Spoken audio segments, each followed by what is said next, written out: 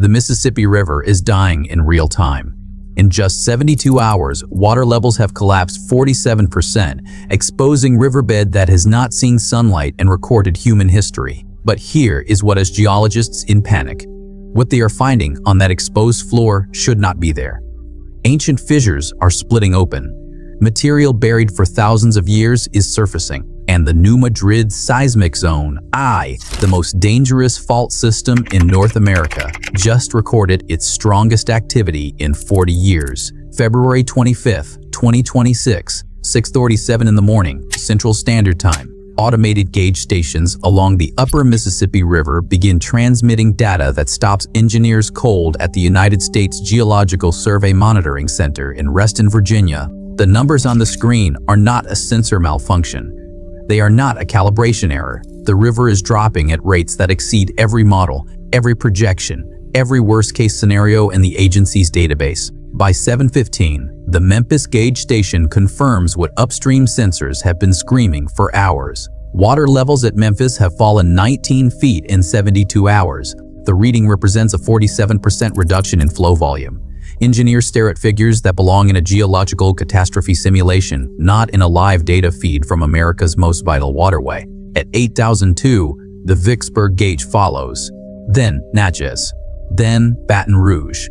The drop is not isolated to a single stretch, it is cascading, rouge, moving downstream like a slow, deliberate wave of collapse. Something has gone terribly wrong beneath the Mississippi River. And what scientists find next will change everything they thought they knew. The first responders to an anomaly like this are not rescue workers. They are data analysts. Within 90 minutes of the initial readings, the USGS activates its National Streamflow Information Program Emergency Protocol, RANT, a procedure last triggered during the catastrophic floods of 2011. Hydrologists pull historical comparisons. They run regression models. They cross-reference satellite imagery from the Landsat 9 platform, which has been quietly imaging the Mississippi Basin for months. What the satellite data shows is alarming in a way that pure numbers cannot fully capture. The river's surface area, PERN, measured in square miles across its widest monitored corridor from Cairo, Illinois to the Gulf Outlet and Morangelis, has contracted by 31% since February 22nd.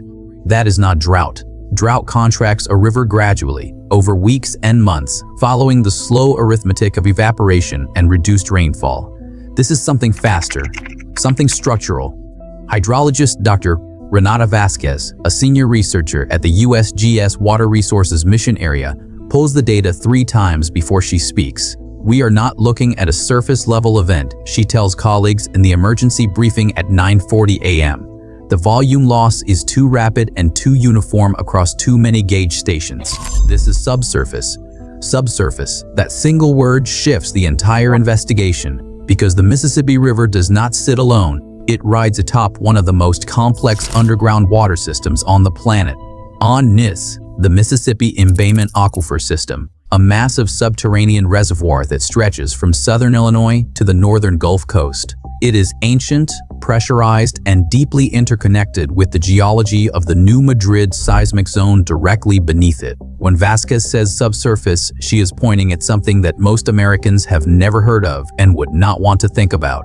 She is pointing at what is happening underground. By midday on February 25th, the first aerial reconnaissance teams are in the air. The United States Army Corps of Engineers dispatches 2 survey helicopters from Memphis, tasked with visual documentation of the newly exposed riverbed. What the crew members see, Arch, and what their camera footage will later confirm, Arch, is a landscape that no living human has ever witnessed. Miles of exposed riverbeds stretch in both directions. The mud is dark, almost black, compacted by centuries of pressure and water. But that is not what the crew photographs first. It is the fissures, stretching across the exposed floor of the river in a pattern that one geologist will later describe as almost grid-like. The cracks run for hundreds of meters. Some are narrow, 6 inches wide, maybe a foot. Others are open wounds in the earth, 2 to 3 feet across, their depths invisible in the February light. Steam, or something like it, rises faintly from several of the larger openings. The crew circles twice before the lead pilot reports back to base. "The riverbed is fractured," he says. "There are openings we cannot explain." The footage reaches the USGS within the hour. It reaches the office of the director of the National Earthquake Information Center within 2. By 3 p.m., the people who studied the New Madrid Seismic Zone are no longer watching from a distance. They are fully engaged. The New Madrid Seismic Zone does not get the attention it deserves. Most Americans associate earthquake risk with California and Andreas, with the San Andreas Fault, with the Pacific Rim, with the places that shake on the nightly news. But geologists have known for decades that the most dangerous fault system in the continental United States is not on the West Coast. It runs beneath the American Midwest. The New Madrid Seismic Zone stretches roughly 150 miles through portions of Illinois, Missouri, Arkansas, Tennessee, and Kentucky. In 1811 and 1812, it produced a sequence of earthquakes so powerful, estimated at magnitude 7.5280 minus center house, that they rang church bells in Boston. They reversed the flow of the Mississippi River for a period of hours. They created Reelfoot Lake in Tennessee from land that had previously been dry, and they were felt as far away as Quebec, Canada, and the eastern seaboard. If that same sequence occurred today, the damage to modern infrastructure, pipelines, levees, water treatment systems, would be measured not in billions, but in trillions of dollars. USGS seismologist Dr. Marcus Okafor has spent 22 years studying the New Madrid Zone. On the morning of February 25th, he pulls up the latest seismograph readings from the Regional Monitoring Network and goes very still. The zone has been active, quietly, persistently, increasingly active, for the past 11 days.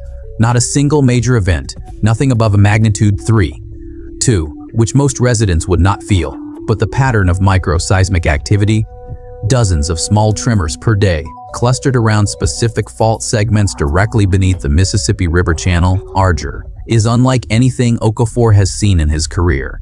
It resembles foreshot behavior. He writes in his internal report at 4:15 p.m. on February 25th. The spatial clustering and frequency escalation are consistent with stress redistribution on the fault.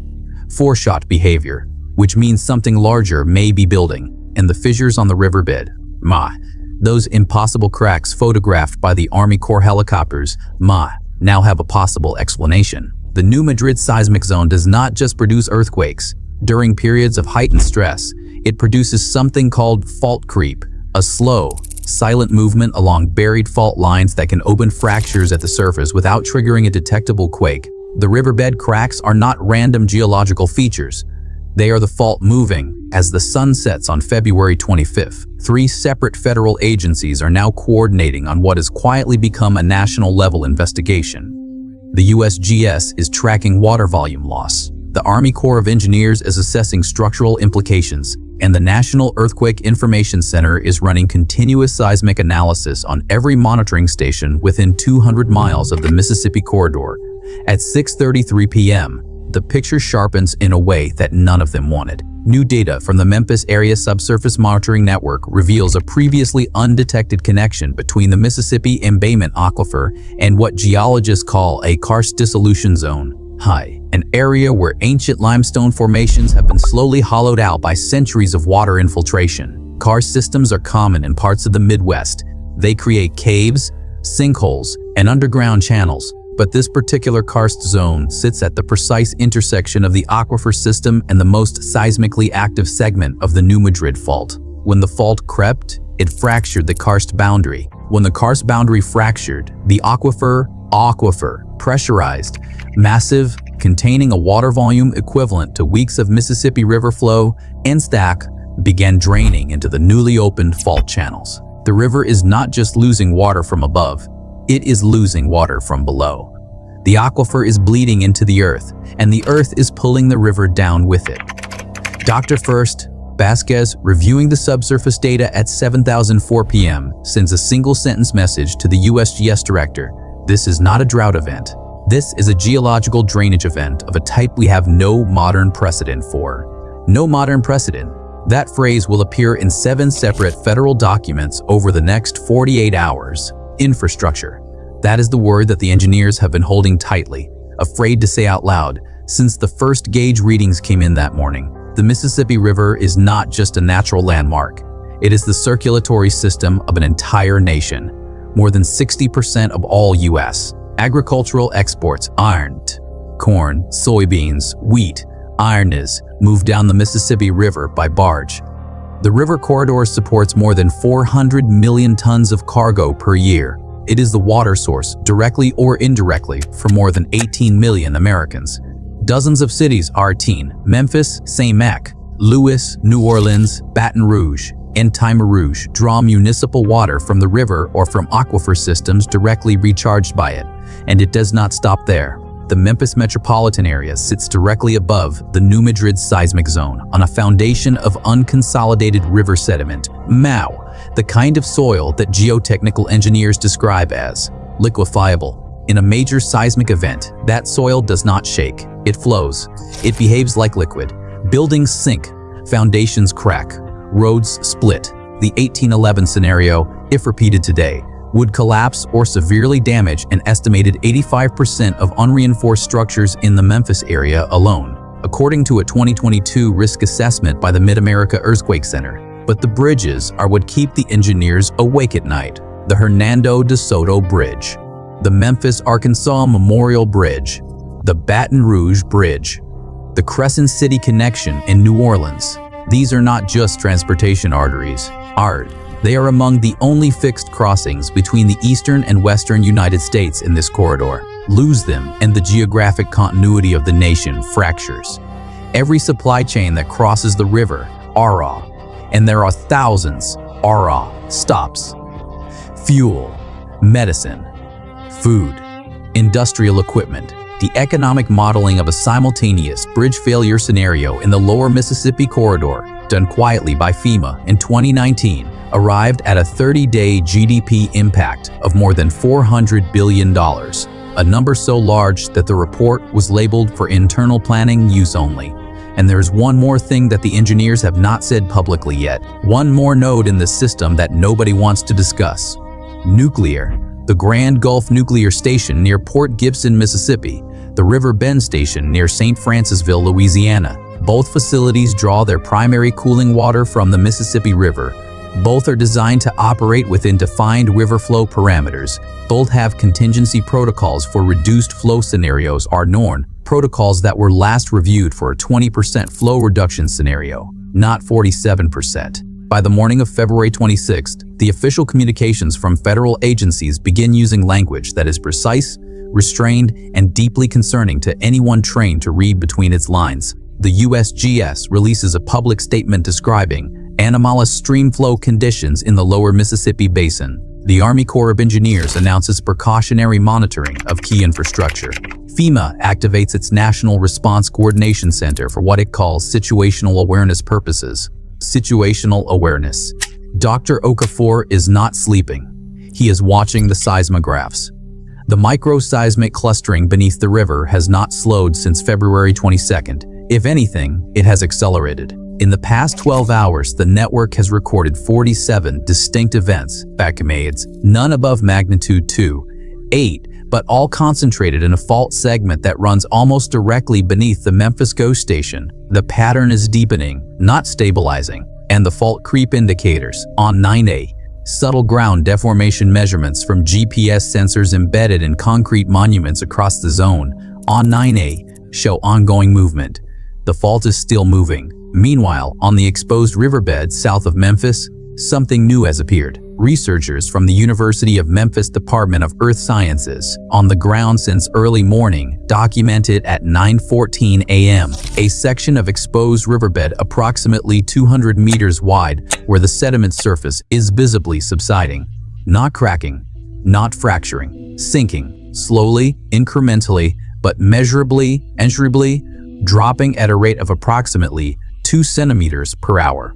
The GPS equipment they embed in the sediment at 9:30 a.m. will, by the end of the day, confirm a total vertical drop of 18 centimeters in 6 hours. The ground beneath the river is not just fractured.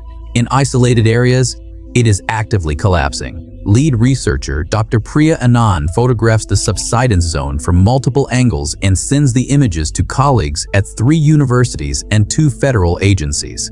The response is rapid and unanimous. This is a sinkhole precursor pattern, The aquifer drainage combined with the seismic stress fracturing has created voids in the subsurface sediment. Voids that are now slowly beginning to close or are pulling the surface down with them.